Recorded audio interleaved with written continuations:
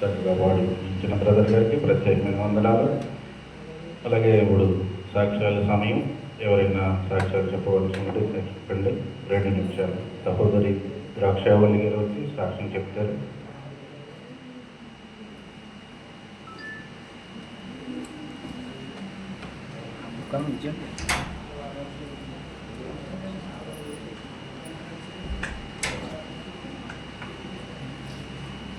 దేవుని నామానికి మహిమ కలుగును కాక. అలాగే సంఘ సేవకులకి, సహోదరులకి, మీకు అందరికీ నా హృదయపూర్వక వందనాలు. మరి నా సాక్ష్యం ఏంటంటే, నా జీవితంలో ఎవరైనా దేవుడి దగ్గరికి వెళ్ళాలంటే కష్టాలతోటి, మన ఇంట్లో ఉన్న పరిస్థితులతోటి వెళ్తారు. కానీ నా పరిస్థితులు ఎప్పుడు నేను దేవుడి ముందు పెట్టలేదు. నా కష్టాలు ఎప్పుడు దేవుడి ముందు నేను పెట్టలేదు. ఆయనే నన్ను పట్టుకున్నారు. అది ఏ వయసులో నన్ను పట్టుకున్నారంటే 11 సంవత్సరాల వయసులో నన్ను యవనకారులు ఆయన పట్టుకున్నారు. అప్పటి నుంచి నాతో మాట్లాడుతున్నారు. మరి నేను చెప్పడానికి సమయం అయితే లేదు. మళ్ళీ టైం ఉన్నప్పుడు కొంచెం నేను మీతో పంచుకుంటాను. ఆయన అప్పుడు పట్టుకున్నప్పుడు నాకు మార్గం తెలియదు, దారి తెలియదు, నేను చదువుకోలేదు కూడా. చిన్న వయసులోంచే దేవుడు కష్టాల్లోనే ఉన్నాను. నాకు ఇంట్లో కొండలు గడవటం తెలియదు, వాగులు తుడుతుంది తెలియదు. పనులు చేయటం బాగా తెలుసు. వ్యవసాయ పనులన్నీ నేను బాగా చేస్తాను. ఆ వయసులో నేను అలా చేస్తూ బాధ్యతగా చిన్నప్పుడే అమ్మగారు చనిపోవటంలో నాన్నగారు ఉన్నారు. కొంత వయసు వరకు నా మ్యారేజ్ అవ్వకముందే నాన్నగారు కూడా చనిపోయారు. కష్టాలతోటి అలా వస్తూ ఉండగా కొంత నా జీవితం అనుభవంలోకి వచ్చింది. అనుభవంలోకి వచ్చినప్పుడు కూడా నేను దేవుడిని అడగలేదు. అలాగని నా అక్క చెల్లిని, అన్నదమ్ములను కూడా ఎప్పుడు ఏది నోరెట్టి అడగలేదు. అడగనప్పుడు మా నాన్నగారు చనిపోయినోడికి మేము ఇంకా పిల్లిగా వచ్చిన వాళ్ళని 4 యవనకాల పిల్లలమే ఉన్నాం. 3 ఆడపిల్లలని, ఒక తమ్ముడు ఉన్నారు. ఉన్నప్పుడు మేము అలాగే ఉంటూ జీవిస్తున్నప్పుడు నేను చర్చికి మా మాయ గారు ఒక తాటాకుల గుడిసెలో సంఘం పెట్టేవారు. ఆ టైంలో చర్చికి ఆట విడుపుగా వెళ్ళేదాన్ని ఎటకారంగా. అంటే అప్పుడు నేను భక్తి పనులన్నీ బాగా శివుడి పూజ చేస్తాను. ఇంటి స్నానం చేయను, ఏటి స్నానం చేసి శివుడి పూజ చేసేదాన్ని. అలాంటి ఒక సహోదరిని మరి నేను చర్చికి వెళ్తున్నప్పుడు ఎటకారంగా ఒకరోజు దేవుడిని ఒక కోరిక దూరంగా అడిగాను నేను. మరి ఎవరు అడుగుంటారో కానీ నేను కోరుకున్నాను. అందరూ ప్రార్థన చేస్తున్నప్పుడు దేవుడు అడిగితే ఏదైనా మనకి ఇస్తాడు అని చెప్తున్నప్పుడు నేను ఏమనుకున్నానంటే, నా ఎటకారమైన కోరిక ఈ రోజు నా జీవితంలో ఇక్కడ నిలబెట్టింది. ఏమని అడిగానంటే, జరిగేది జరగబోయేది నాకు తెలియాలి. నువ్వు నిజమైన దేవుడు అంటున్నారు కదా, మరి నువ్వు ఉన్నావు అంటున్నారు కదా, నిజంగా నువ్వు ఉండుంటే జరిగేది జరగబోయేది నాకు తెలియాలని దేవుడు నేను అడిగినప్పుడు ఆయన నన్ను ఇచ్చేసాడు. అది మొదటగా బాధాకరమైన విషయం ఏంటి అంటే, నా తండ్రి ఎలా చనిపోతారో నాకు మొదటగా ఆయన ఇచ్చిన దర్శనం అలా వేసింది. వేసిన 2 నెలలకే నాకు ఇష్టమైన తండ్రిని ఆయన దర్శనం ప్రకారంగా కోల్పోతాం నాకు చాలా బాధాకరమైన విషయం. అలాగా మళ్ళీ నన్ను అప్పుడు కూడా దేవుడు నాకు ఇచ్చాడని నేను గ్రహించలేదు. గ్రహించకుండా మళ్ళీ కొంతకాలం నాన్నగారు చనిపోయిన తర్వాత మరిసిపోయే టయానికి మళ్ళీ చెల్లి గారు ఉరిపోసుకుని చనిపోయినట్టు మళ్ళీ నాకు ఇంకొక కళ రావటం జరిగింది. ఆ రోజు నేను వేదన చెంది అప్పుడు గుర్తొచ్చింది, తండ్రి నేను తెలుసో తెలియకో నీ దగ్గర కోరాను. మరి ఇది తప్పో ఒప్పో నాకైతే తెలియదు. నా దగ్గర అయితే ఉంచొచ్చు, తీసేసుకోమని నేను అడిగినప్పుడు నా చేతిలోంచి ఒక ఆవిడ చేతిలోకి వెళ్తే ఈరోజు ఆవిడ సేవకురాలు, చాలా గొప్ప సేవకురాలుగా మా ఇంటికాడ వాడబడుతున్నారు. ఆవిడ వెళ్ళినప్పుడు నేను అనుకున్నాను, వెళ్ళిపోయింది, ఇంకే విషయం నాకు తెలియదు, ఏది దేవుడు నాకు ఇవ్వడో, నేను ఇంకా పర్లేదు, లోకంలో నేను జీవించవచ్చు అని నేను అనుకున్నప్పుడు దేవుడు నాకు వదలలేదు. అలాగే చాలా విషయాల్లో నాకు తెలియజేయటము, అది జరగటము, నేను సిగ్గుపడి ఎవరి దగ్గర విషయాలు పంచుకోలేదు. అలా ఉంది ఈరోజు ఇలా నిలబడి నేను మరి ఇలా మాట్లాడగలుగుతున్నానంటే ఆయన నాకు చిన్న వయసులో ఇచ్చిన కృప. అంటే నా కష్టాలు ఆయన ముందు ఏ రోజు నేను పెట్టలేదు, కానీ ఆయన నన్ను నేను ఆయన పట్టుకుంటే వదిలేదునేమో, ఆయన నన్ను పట్టుకున్న మూలని నేను ఈరోజు ఇక్కడ ఇలా నిలబడగలిగాను. అలాగే నా జీవితంలో సాక్ష్యాలు మరి నేను బ్రతుకున్నంత వరకు పంచుకున్న తరగని జీవితము నా జీవిత సాక్ష్యం. నేను దేవుడి కృప మళ్ళీ నాకు అవకాశం ఇస్తే సంఘంలో కొంచెం టైం తీసుకుని మీకు ఒక సాక్ష్యాలు నేను పంచుకోవాలనుకుంటున్నాను. దేవుడు మరి ఆ అవకాశం నాకు ఇవ్వాలని కోరుకుంటున్నాను. అలాగే ఇప్పుడు చెప్పబోయే సాక్ష్యం ఏంటంటే, మరి అయ్యగారి సంఘానికి నేను వస్తున్నాను.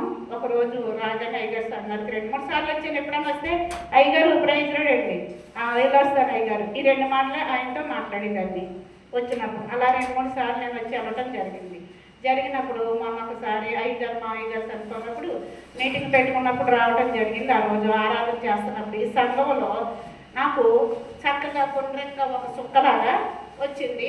దగ్గరకు వచ్చి ఇలాగా మాయమైపోయింది, సుక్క వచ్చింది. మరి నాకు వచ్చింది జరుగుతాయి, నేను అయ్యగారికి చెప్పాలా వద్దా అని నేను ఆలోచిస్తూ ఆ రోజు నేను వెళ్ళిపోయేదాన్ని. మరి బండి నన్ను తీసుకెళ్ళకుండా వెళ్ళిపోయినప్పుడు అయ్యగారు, అమ్మ దాక్షవల్లి గారు పర్లేదమ్మా నేను తీస్తానమ్మా అనేసి అయ్యగారు అనడం జరిగింది. ఆ రోజు దేవుడు మాకు అవకాశం ఇచ్చారు. మరి అంటున్నప్పుడు అయ్యగారు, నేను మీకు ఒక విషయం చెప్పాలనుకుంటున్నాను, మరి ఇది చెప్పాలో లేదో తెలియదు కానీ ఒక విషయం మీద పంచుకోవాలనుకుంటున్నప్పుడు అయ్యగారు అన్నారు, పర్లేదమ్మా చెప్పమ్మా దాక్షవల్లి అని అంటే, అప్పుడు అయ్యగారు నాకేంటో తెలియదు, మీ సన్నిధిలో ఒక చుక్క, నల్లని చుక్క నా దగ్గరకు వచ్చి సందమామలా మాయమైపోయిందండి, మరి ఇది ఏంటి అనేది నాకు తెలియదు మరి అనేసి నేను అయ్యగారితో చెప్పడం జరిగింది. అయ్యగారు అన్నారు, అమ్మ ప్రార్థన చేయమని దాని కొరకు అనేసి అన్నారు.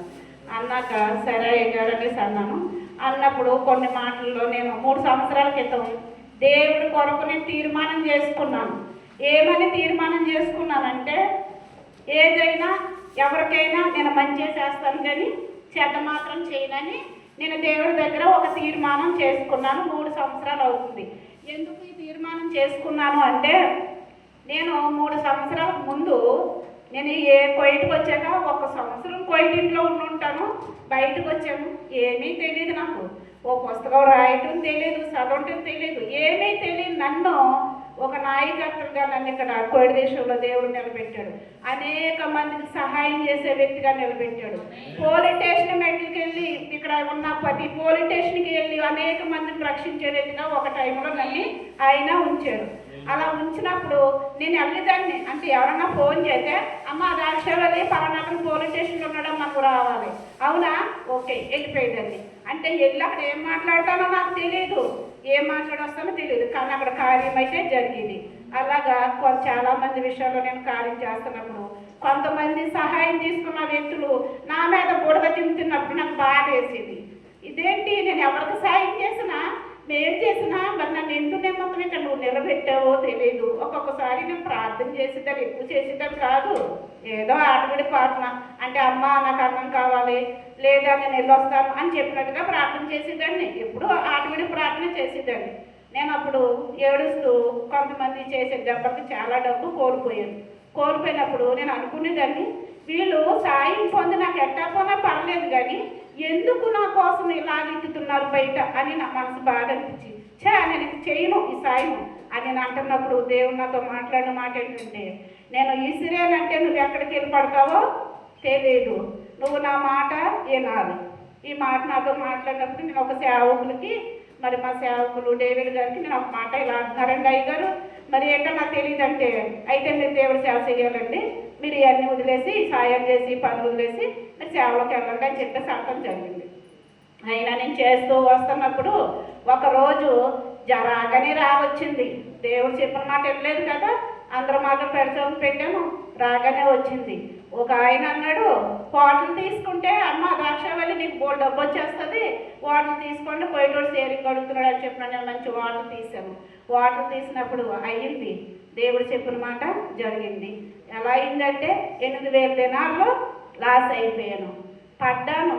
ఆ డబ్బు ఇల్లు కొందామని నేను ఎంతో కూడబెట్టుకుని అప్పు చేసి స్థలం కొనకూడదు, అప్పు చేసి ఇల్లు కొనకూడదని టౌన్లో మంచి ఇల్లు కొందా నా కొడుకుకి గిఫ్ట్గా ఇద్దామన్న ఆలోచన కలిగి డబ్బు కూడబెట్టుకున్న డబ్బు అంతా హోటల్లో పెట్టేశాను. కానీ ఎవరికి చెప్పలేదు నేను లాస్ అయ్యానని, ఎవరికి చూపించలేదు నా ముఖంలో నేను కోల్పోయానని. అలా చూపిస్తే వాళ్ళ దగ్గర నుంచి సానుభూతి తప్ప ఏమీ రాదు. కానీ నిజమైన దేవుడు నేను అడుగుతూ వచ్చాను, ఒకటే అడిగాను, వాటర్తో మాట్లాడి నాకు వాటర్ వద్దు, నాకు డబ్బు వద్దు, నువ్వు తీసేసుకో, ఇక్కడ నుంచి నేను నిలబడి నేను బతుకుతా, నాకు తనరించి అని చెప్పేసి అన్నప్పుడు సరే ఇచ్చేసాడు. మళ్ళీ బతిమాలాడు పోయేటోడు, అమ్మ ద్రాక్షవల్లి నువ్వు మంచి వ్యక్తివి, నమ్మకమైన వ్యక్తివి, నిజాయితీ పర్వాలివి, నువ్వు మాతో చేరింగ్ ఉండాలి అని పోయేటోడు ఫోన్ చేసాడు. అయ్యగారు బాబా నాకు వద్దు, నాకు ఈ వాటర్ వద్దు, ఏమొద్దు. ఎందుకు వాటర్లో లాస్ అయ్యానంటే, మొదటగా నాకు రాయటం రాదు, అంటే ఇది ఎందుకు చెప్తున్నానంటే మనకి తెలిసిన దారిలోకి వెళ్తేనే మనము ఫలించగలుగుతాం. తెలియని దారిలోకి వెళ్ళినప్పుడు ఖచ్చితంగా మనం ఊబిలో దిగిపోతాం. తెలియని దారి అని నాకు అనుభవం లేదు దారి కాబట్టి నేను ఊబిలో పడిపోనా మళ్ళీ పాత జీవితం పాత దారే పట్టుకుండి మళ్ళీ లెగ్గలిగాను. ఈ రోజుకి బాకీలన్నీ తీర్చేశాను. ఇంకొక 8 లక్షల దాకా ఉన్నాయి. దేవుడి కృపలో ఇంకో 2 నెలలు అది కూడా క్లియర్ అయిపోద్ది అనుకుంటున్నాను. మరి నాకు రావాల్సిన అమౌంట్ కూడా ఉంది 10 లక్షల దాకా బయట. మరి మీరు అందరూ నా కోసం ప్రార్థన చేయండి. దేవుడు ఇచ్చినా ఇవ్వకపోనా ఆయనకే మహిమ కలిగింది కాక ఏదేమైనా నన్ను ఇలా ఉంచినందుకు ఆయనకి ఎంతో రుణపడి ఉంటాను. అలాగే అయ్యగారితో నేను అన్నాను, అయ్యగారు నేను సేవ కోసం తీర్మానం చేసుకున్నానండి. మరి నేను సేవ చేయాలనుకుంటున్నాను. ఆ సేవలోకి ఎలా వెళ్ళాలనేది నాకు కొంత అనుభవం తక్కువండి అయ్యగారు. మరి నేను సేవకైతే తీర్మానం చేసుకుని నేను సేవ చేస్తున్నాను. అప్పుడు అయ్యగారు అన్నారు, అమ్మ నువ్వు దేవుడు నిన్ను అభిషేకించాడు కానీ లోక అభిషేకం కూడా ఉండాలి.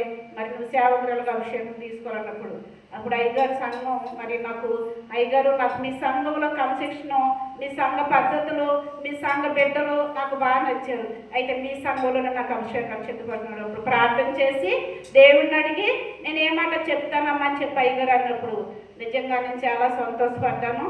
మరి అనుకోకుండా జరిగిన సంఘటన ఈ రోజు నన్ను ఇలా నిలబెట్టింది. నేను మీ అందరి తరపు నుంచి ఒకటి అడుగుతున్నాను.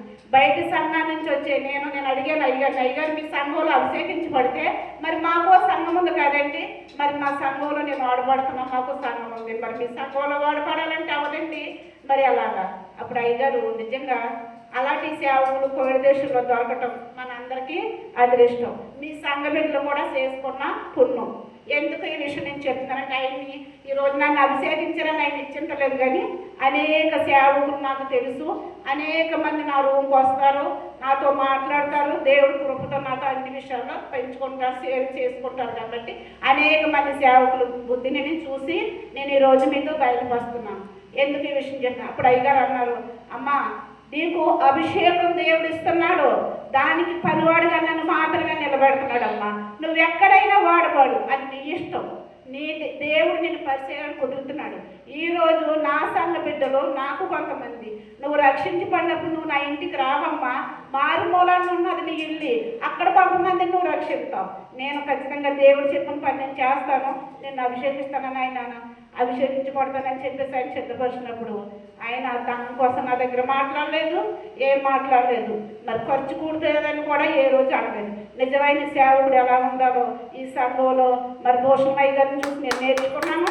మరి అటువంటి కృపానికి ఉండాలని ఏమీ తెలియని బయట సంఘంలో బిడ్డకి నాకు సపోర్ట్గా నిలబడే మీ సేవకులు మరి మీకోసం కూడా సపోర్ట్గా నిలబడతారని నేను నమ్ముతున్నాను. మీరు దేవుడి కొరకు సమర్పణ కలుగుంటే మీ సేవకులతో మనసు ఇప్పి మాట్లాడండి. అంత గొప్ప సేవకుడు మీ సేవకుడు. దేవుడి నామానికి మహిమ కలుగును కాక ఆమేన్.